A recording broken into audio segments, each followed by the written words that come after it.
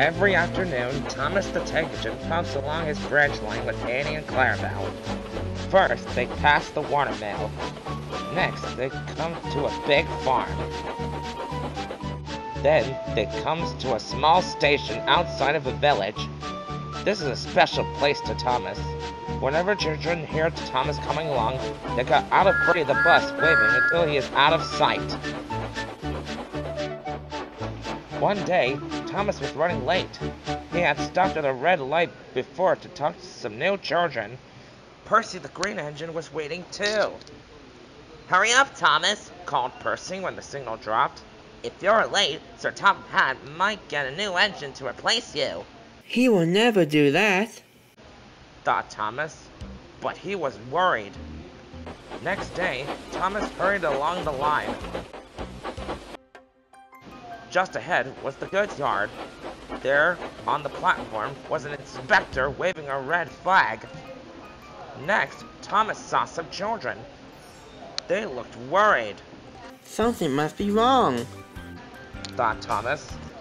"Help, Thomas, help! We're glad to see you," called the children. "Please, would you take us home?"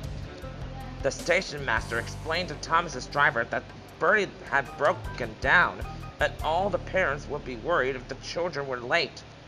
Thomas waited as the children clambered into Annie and Clarabelle.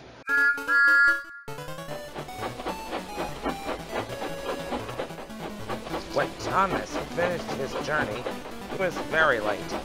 He was worried that Sir Topham Hatt might be cross with him. "I warned Thomas," puffed Percy to James. "He's been late one time too many. He'll be in trouble now." But next morning, when Thomas picked up his passengers, Sir Topham Hatt was nowhere to be seen. Thank goodness, sighed Thomas.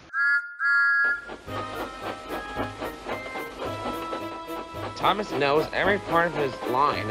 Just ahead was a strait where the hot sun had bent the rails on the track.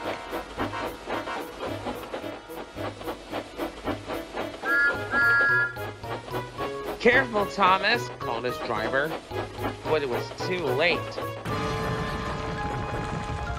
"That's done it," said his driver. "We shouldn't get any further today." But what about my passengers?" asked Thomas. "Don't worry, they'll be looked after," replied his driver. While working to repair the line, Thomas had shunned freight cars in the yard. Bertie came to see him. "I understand that you need my help again," "Yes, Bertie," replied Thomas sadly. "I can't run without my rails."